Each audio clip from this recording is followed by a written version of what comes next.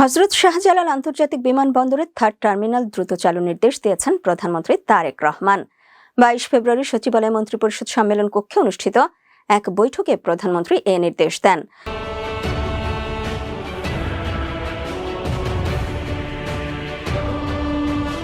বৈঠক শেষে বেসামরিক বিমান পরিবহন ও পর্যটন মন্ত্রী আফরোজা খানম এ তথ্য জানান। প্রধানমন্ত্রীর সভাপতিত্বে অনুষ্ঠিত বৈঠকে অর্থ পরিকল্পনা মন্ত্রী আমির খসরু মাহমুদ চৌধুরী, বেসামরিক বিমান পরিবহন ও পর্যটন মন্ত্রী আফরোজা খানম, প্রতিমন্ত্রী এম রশিদুজ্জামান মিল্লাত, বেসামরিক বিমান চলাচল কর্তৃপক্ষের chairman air vice marshal Mohammad Mostafa Mahmud Siddique উপস্থিত ছিলেন। আফরোজা খানম জানান, প্রধানমন্ত্রী চেষ্টা করছেন যাতে সামনে থার্ড টার্মিনাল চালু করা যায়, সেই ব্যাপারে তিনি নির্দেশনা দিয়েছেন।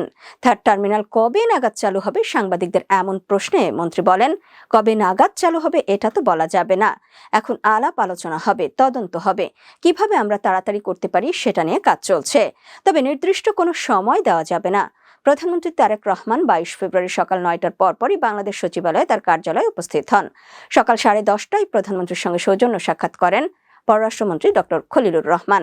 এরপর বাংলাদেশে নিযুক্ত সৌদি আরবের রাষ্ট্রদূত ডক্টর আবদুল্লাহ জাফর বিন আবিয়া প্রধানমন্ত্রীর সঙ্গে সৌজন্য সাক্ষাৎ করেন।